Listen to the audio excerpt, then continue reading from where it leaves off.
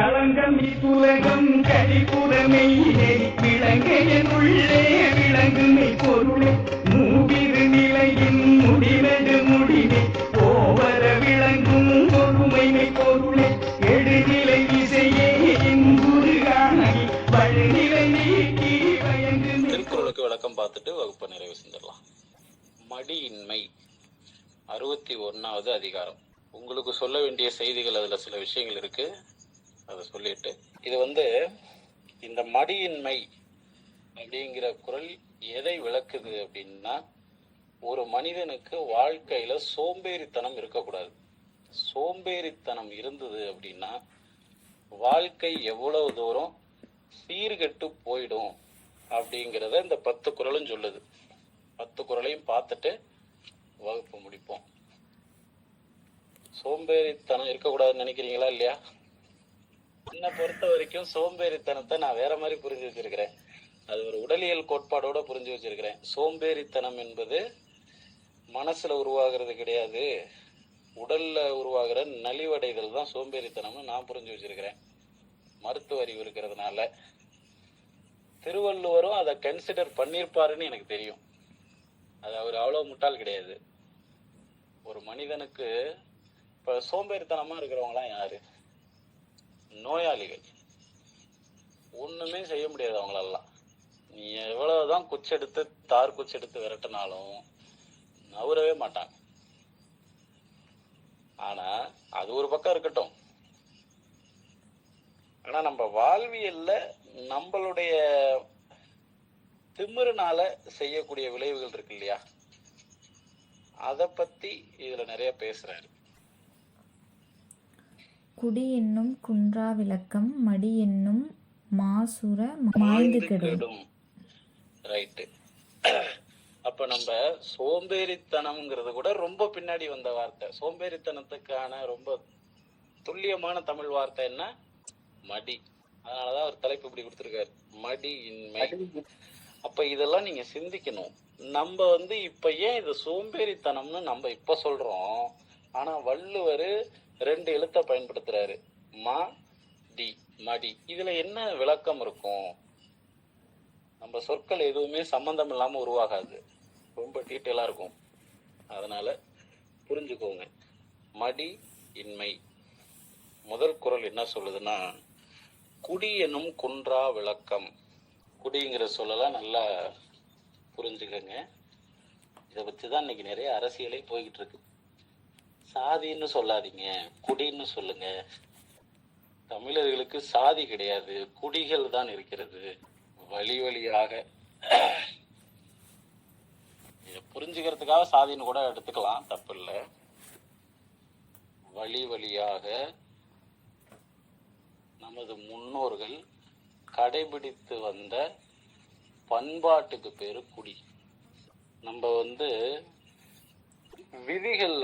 விதியெல்லாம் நிறைய பேசிட்டு இருக்கிறோம். ஜாதகத்துல விதிப்படிதான் நடக்கும் அப்படின்லாம் பேசிட்டு இருக்கிறோம். இதுக்கும் அதுக்கும் தொடர்பு இருக்கு. சில நேரங்கள்ல எந்த குடியிலிருந்து நம்ம வந்திருக்கிறோமோ அந்த குடியில நம்மளுடைய முன்னோர்கள் கடைபிடித்த பண்பாடு நம்மை காப்பாற்றும். புரியுதான்னு தெரியல, திரும்ப சொல்றேன். எந்த குடியிலிருந்து நம்ம வந்திருக்கிறோமோ நம்ம விதியை மாற்ற முடியாததுன்னு சொல்றோம் ஜோதிடத்துல. உனக்கு இப்படித்தானா, இது இப்படிதான் அப்படியே சொல்றோம். உங்களது முன்னோர்கள் பண்பாட்டுல சிறந்து விளங்கியிருப்பாங்க. பண்பாட்டுல அப்படின்னா உயர்ந்த ஞானத்துல சிறந்து விளங்கியிருப்பாங்க. அவங்களுடைய மரபு தொடர்ச்சியில நீங்க வந்திருக்கிறீங்க. அந்த ஞானத்திலிருந்து வந்த நீங்க உங்களுக்கு ஒரு கஷ்டம் வரும்போது, விதிப்படி உங்களுக்கு ஒரு கஷ்டம் வரும்போது, அவர்களுடைய ஞானம் உங்களை கை தூக்கும், காப்பாற்றி விடும். விதியில வரக்கூடிய துன்பத்தை குறைக்கும். ஓகேவா? இப்ப இங்க திருவள்ளுவர் என்ன சொல்றாருன்னா, நீ எவ்வளவு பெரிய ஞான பரம்பரையிலேருந்து வந்திருந்தாலும் பரவாயில்ல, உன்னுகிட்ட சோம்பேறித்தனம்னு ஒண்ணு இருந்ததுன்னா, குடி எனும் குன்றா விளக்கம். இந்த சோம்பேறித்தனத்தினால அம்புட்டும் அழிஞ்சு போயிடும். உனக்கு கிடைக்கிற நல் வாய்ப்பு கூட கிடைக்காம போயிடும். ஒரு ஞானத்தை உணர்ந்த பரம்பரையிலேருந்து நீ வந்திருக்கிற, குடி வழியா வந்திருக்கிற, தமிழ் குடினே வச்சுக்குவோம். தமிழ் குடி எல்லாமே ஞானத்தை உணர்ந்த குடிகள் தான். எப்பேற்பட்ட ஞானம் சார்ந்த குடிகள்ல இருந்து நீ வந்திருந்தாலும் உன்னுகிட்ட இருக்கிற சோம்பேறித்தனம் அது எல்லாத்தையும் கெடுத்து விடும் என்பதுதான் முதல் குறளுக்கு விளக்கம். அடுத்து, மடியை மடியா ஒழுகல் குடியை குடியா வேண்டு. சோம்பேறித்தனத்தை கடைபிடிக்கிறவன் அதை ஒரு ஒழுக்கமாவே வச்சிருப்பான் அப்படிங்கிறார். சோம்பேறித்தனத்தை கடைபிடிக்கிறவன் அதை ஒரு ஒழுக்கமாவே வச்சிருப்பான். அப்படி இருந்தா உன்னுடைய குடி என்பது உயராது. உன்னுடைய குடி உயர வேண்டும் என்றால் இந்த சோம்பேறித்தனத்தை விட்டுறணும். சோம்பேறித்தனத்தை விட்டுட்டீங்கன்னா உன்னுடைய குடியின் பெருமையே உன்னால் உயரும். சோம்பேறித்தனத்தை ஊக்குவிக்க கூடாது, வளர்த்தெடுக்க கூடாது அப்படிங்கிறது 2வது குறள் செய்யக்கூடிய அட்வைஸ். அடுத்தது, மடிமடி கொண்டொழுகும் பேதை பிறந்த குடிமடியும் நன்னினும் முந்து. மடிமடி கொண்டொழுகும் அப்படின்னா சோம்பேறித்தனத்தை கடைபிடிக்கிறவன் என்ன நிலையை அடைவான் அப்படின்னா அறிவை இழந்து விடுவான். அடுத்த கட்டமா என்ன சொல்றாருன்னா அவன் குடும்பத்தையும் அழித்து விடுவான். வீட்டுல ஒருத்தர் சோம்பேறித்தனமா இருந்தாவும் அவங்களுடைய குடும்பம் அழிந்துவிடும். தான் குடும்பம் அழிவதை கண்ணு முன்னாடியே பார்க்க நேரிடும். குடும்பத்தை வாழ வைக்க முடியாது. அதான் சொல்றாரு, மடிமடி கொண்டொழுகும் பேதை, அறிவற்றவன் பிறந்த குடி மடிவதை கண்ணு முன்னாடி பார்ப்பான். இது தேவையா? இப்படி எத்தனையோ பேரை உங்க வாழ்க்கையில நீங்க பார்த்திருப்பீங்க. தண்ணி அடிச்சுக்கிட்டு ஒரு வேலை செய்யாம சோம்பேறித்தனத்துக்கு எத்தனை காரணங்கள் வச்சிருக்காங்க தெரியுமா? ஏன்டா இன்னைக்கு கிளாஸுக்கு வரல அப்படின்னு கேட்டோம்னா சட்டை அயன் பண்ணலாமா, இவன் என்ன பண்றது? அடுத்து, குடிமடிந்து குற்றம் பெருகும் மடிமடிந்து மாண்ட ஊனற்றியல் அவருக்கு. குற்ற செயல்களில் ஈடுபடுறவன் எல்லாம் சோம்பேறித்தனம் உள்ளவன் தான். அதை சொல்லக்கூடிய குறள் இது. சோம்பலால் குற்றம் பெருகும் அப்படின்னு புரிஞ்சுக்கலாம்.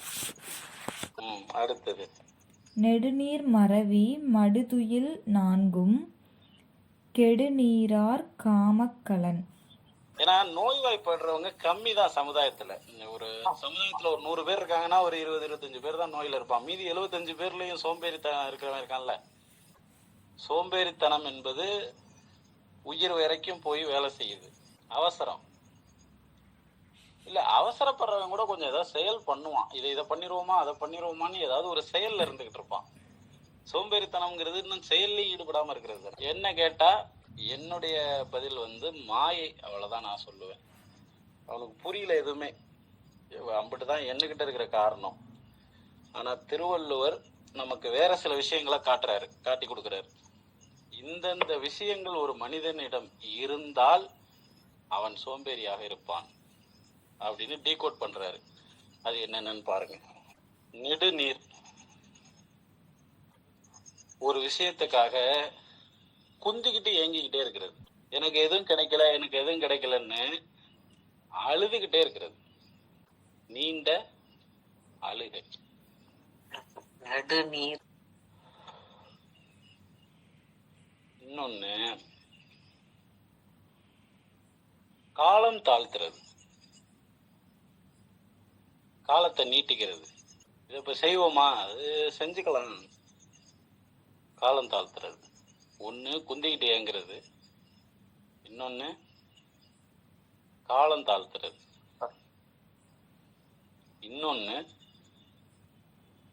மறதி, இன்னொன்னு அளவுக்கு அதிகமான தூக்கம். இவை 4ம் அழிவை விரும்பக்கூடியவன் பயணிக்கக்கூடிய வாகனம்ங்கிற. சோம்பல் அழிவைத்தான் தரும். நினைச்சதை அடையணும் அப்படின்னா அதை நினைச்சுக்கிட்டே இருந்தா தான் வேலையாகும்.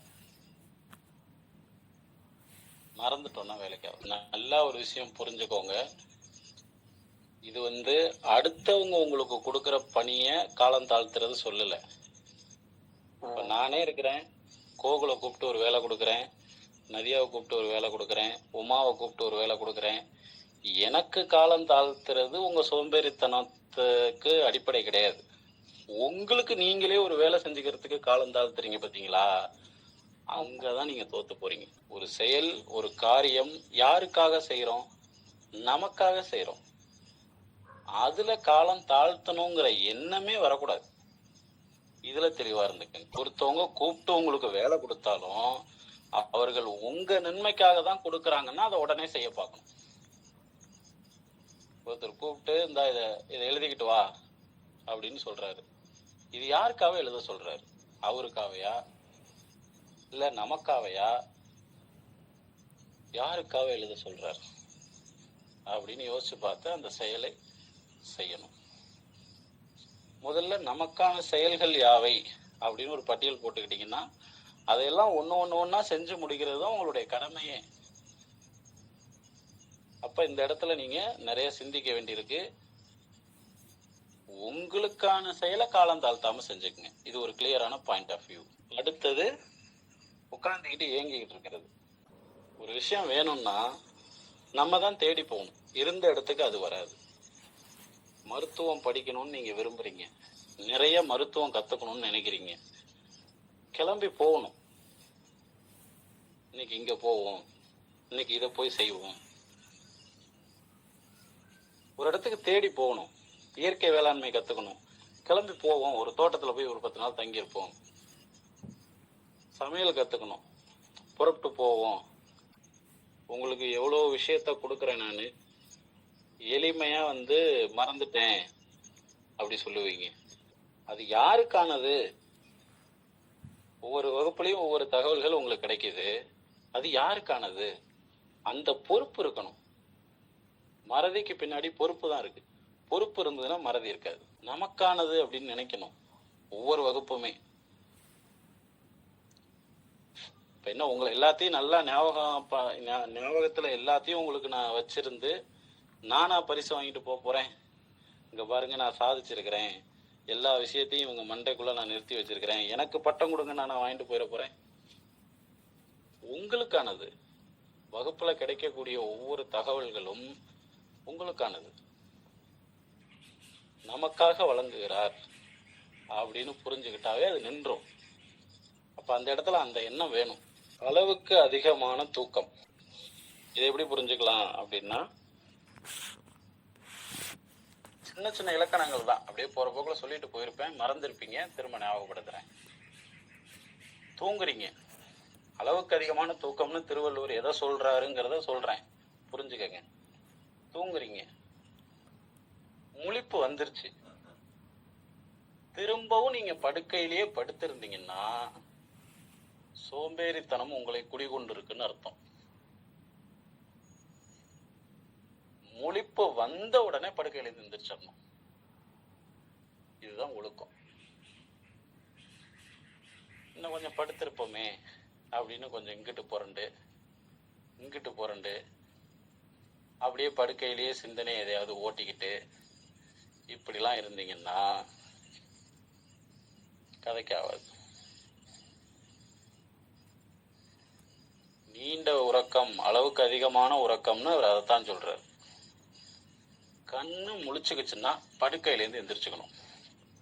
இதுதான் ரொம்ப ரொம்ப முக்கியமான ஒழுக்கம். கவனமா இருந்துக்கோங்க. அடுத்த குறள். படியுடையார் பற்றமைந்த கண்ணும் மடியுடையார் மான்பயன் எய்தல் அரிது. சோம்பேறிய பத்தி சொல்றாரு. என்ன சொல்றாருன்னா, அதாவது இந்த சோம்பேறித்தனம் இல்லாதவங்க நமக்கான வாய்ப்பு கிடைக்குமா அப்படின்னு எங்கேயாவது பார்த்துக்கிட்டே இருப்பாங்க. எனக்கு இங்கே கொஞ்சம் வாய்ப்பு கிடைக்குமா, இந்த சந்தில போயிட முடியுமா, அப்படி போயிட முடியுமா அப்படின்னு வாய்ப்புகளுக்காக காத்துட்டு இருப்பாங்க. அடுத்த வாழ்க்கையில வளர்ச்சி அடைகிறதுக்கு நமக்கு ஏதாவது ஒரு துணை கிடைக்குமா, எதையாவது பிடிச்சுக்கிட்டு மேலே ஏறிட மாட்டோமா அப்படின்னு சுறுசுறுப்பா இருக்கிறவன் சிந்திப்பான். இந்த சோம்பேறிகளை என்ன சொல்றாருன்னா, ஒரு அரசனே சோம்பேறிக்கு அருகில் வந்தால் அப்புறம் பாத்துக்கலாம்ப்பா அப்படின்றானா. நாட்டை ஆளக்கூடிய அரசன் சோம்பேறிக்கு அருகில் வந்தால் சோம்பேறி என்ன சொல்லுவானா, அப்புறம் பாத்துக்கலாம். படி உடையார் அரசனே நண்பனாகிற சூழல் வந்தாலும் அப்புறம் பாத்துக்கலாம். நீ என்ன தொழில் செஞ்சுக்கிட்டு இருக்கிறியோ அதுல ஆளுமையை நீ வளர்த்துக்கிட்டே இருந்தீங்கன்னா ஒரு பெரிய ஆளுக உன் பக்கத்துல வரும்போது அவர்களை புடிச்சுக்கிட்டு நீங்க வேற ஒரு உயரத்துக்கு போயிடலாம். ஆனா ஒண்ணுமே செய்யாம இருந்தீங்கன்னா எவ்வளவு பெரிய ஆளு உங்க பக்கத்துல வந்தாலும் குந்திட்டு தான் இருப்பீங்க, உயரத்தை எட்டவே முடியாது. நான் அதனாலதான் சொல்லுவேன், எல்லாரும் மருத்துவத்திலையும் சரி ஜோதிடத்திலையும் சரி நல்லா பிராக்டிஸ் எடுங்க. நீங்க தயார் நிலையிலே இருங்க. உங்களை தேடி வந்துட்டாங்கன்னா உங்க லெவலே வேற. யாருக்கு அது மாதிரி வாய்ப்பு இருக்கும்? அறிவையும் ஆளுமையும் வளர்த்து வைத்து கொண்டு தகுதியோடு காத்திருப்பவர்கள் தான் அந்த மாதிரி பெரிய ஆளுக வரும்போது அதை சரியா பயன்படுத்திக்க முடியும். சமுதாயத்துல பெரிய நிலைமையில இருக்கிறவங்க உங்க பக்கத்துல வந்துட்டாலே உங்க வளர்ச்சி வேறதான். இளையராஜா உங்ககிட்ட சோதிடம் பார்த்துட்டு போயிட்டாருன்னா எவ்வளவு கும்பல் நிக்கும் தெரியுமா? இளையராஜாவே பாக்குறாருன்னா அக்குபஞ்சர் கிளினிக் வச்சிருக்கிறீங்க, இளையராஜா உங்கள்கிட்ட ஒரு அக்குபஞ்சர் 2 ஊசி போட்டு போயிட்டாருன்னா, வர்மத்துல ஏதாவது ஒரு தசை பிடிப்பை எடுத்து விடு அப்படின்னு வந்துட்டு போயிட்டாருன்னா ஒரு லெவல் எங்க? இதுதான் வளர்ச்சி. அம்மா வீட்டுல இருக்கும் போதே நல்லா படிச்சுக்கணும். அம்மா வீட்டுல இருக்கிறது மாதிரி சொகுசு வேற எங்கேயும் கிடைக்காது. காலை ஆட்டிக்கிட்டு போய் காப்பி போட்டு எடுத்துட்டு வான்னா அம்மா எடுத்துட்டு வரும், மாமியா எடுத்துட்டு வராது. பிறந்த வீட்டுல ராணி மாதிரி இருக்கலாம். இதே சோம்பேறித்தனத்தோட அங்க போனோம், சோலி முடிஞ்சு. அடுத்த குறள். இடி புரிந்து எள்ளுஞ்சொல் கேட்பர் மடி புரிந்து மாண்ட ஊனற்றிலவர். சோம்பேறித்தனத்தினுடைய விளைவுகளை சொல்லிக்கிட்டு இருக்காரு. இதுல நல்ல விஷயமாவே சொல்லியிருக்க மாட்டாரு திருவள்ளுவர். நல்ல விஷயத்துக்கு இதுல இடமே இல்லை. சோம்பேறித்தனத்தை அவ்வளோ வெறுக்கிறாரு. எப்போதுமே திருக்குறள் ஃபர்ஸ்ட் பிரச்சனைகளை சொல்லிட்டு வரும், லாஸ்டா இதுல இருந்து நீ தப்பிக்கிறது எப்படின்னு சொல்லிட்டு வரும். ஆனா இதுல அந்த மாதிரி ஒரு நற்பலன்கள் எங்கேயுமே பார்க்க முடியாது. அப்படி சொல்லவே இல்லை எங்கேயுமே. சோம்பேறித்தனத்தை நீ விடுறதை தவிர வேற வழி இல்லைன்ற. இதுல என்ன நற்பயன் சொல்றதுங்கிறார். புரியுதா? இந்த குறள் என்ன சொல்ல வருதுன்னா ரொம்ப ரொம்ப முக்கியமான குறள் தான். இது 7வது குறள் தானே? ஆமாங்க சார். எப்பவுமே திருக்குறள்ல 7வது குறள் ரொம்ப அழுத்தம் திருத்தமா இருக்கும்.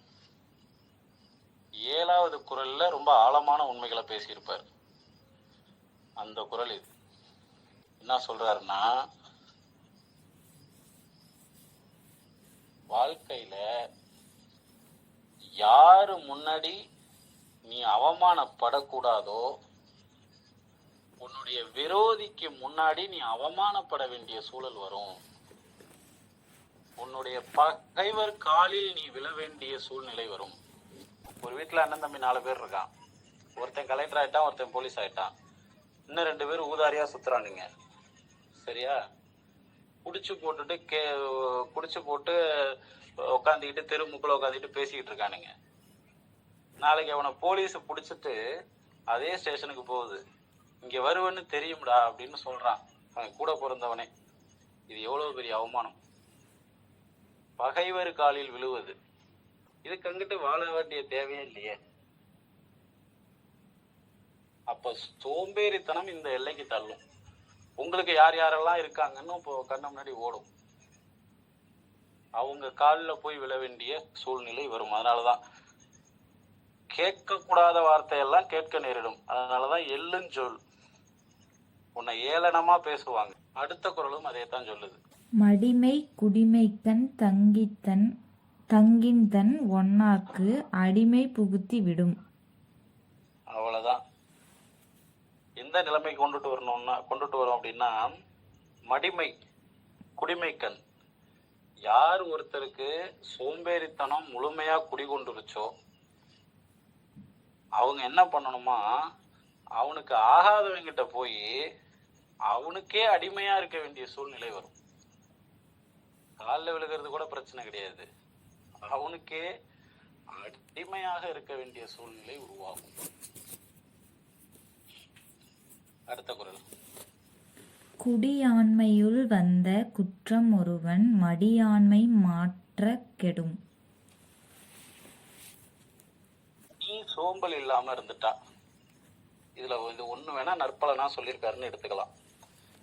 நீ சோம்பல் இல்லாம இருந்துட்டா, நீ எந்த குடியில பிறந்தியும் அந்த குடிகள்ல ஏதாவது குற்றம் இருந்தால் கூட அது உன்னால் சரி செய்யப்படும். எங்க கொண்டாந்து நிப்பாட்டுறாரு பெருவள்ளுவர். அப்புறம் அடுத்து, மடியிலா மன்னவன் எய்தும் அடியளந்தான் தாயதெல்லாம் ஒருங்கு. அதேதான், அரசனுக்கு கொண்டாந்து நிப்பாட்டிட்டாரு. மன்னவன்னா யாரு தெரியுமா? சில நேரம் எல்லா வசதிகளும் இருக்கிறவங்கிட்ட தான் சோம்பேறித்தனம் அதிகமாகவும் இருக்கும். கொஞ்சம் இந்த இல்லாத புள்ள ஏழை புள்ளெல்லாம் கொஞ்சம் ஓடிடும், போய் வேலை செஞ்சிடும், ஏதாவது ஒன்று பண்ணிடும். சொகுசா வீட்டில் குந்தி இருக்காது, எந்த வேலையும் ஓடிடும். உச்சபட்சமான வசதியில் இருக்கிறவனுக்கு தான் மிகுந்த சோம்பல் இருக்கும். அதுல உச்சகட்டமான வசதியை அனுபவிக்கிறவன் யாரு? அரசன், நாட்டை ஆளுகின்ற மன்னன். அவன் சோம்பல் இல்லாம இருந்துட்டான் அப்படின்னா அவன் எய்தக்கூடிய நற்பலன்கள் அதிகமாக இருக்கும். இதுவரை மனித குலம் அறியாத சித்தர்கள் சொன்ன வர்ம மருத்துவ சூட்சும முறைகளை கற்றுக்கொண்டு வர்ம சிகிச்சையாளராக டிப்ளமா இன் வர்மா தெரப்பி மற்றும் அனைத்து தீராத வியாதிகளுக்கும் மருத்துவ சிகிச்சை பெற தொடர்பு கொள்ளவும் 6382857668. தமிழ் சித்தரியல் குருகுலம் மற்றும் அறக்கட்டளை எங்களிடம் ஆன்லைன் மூலமாகவும் சிகிச்சை மற்றும்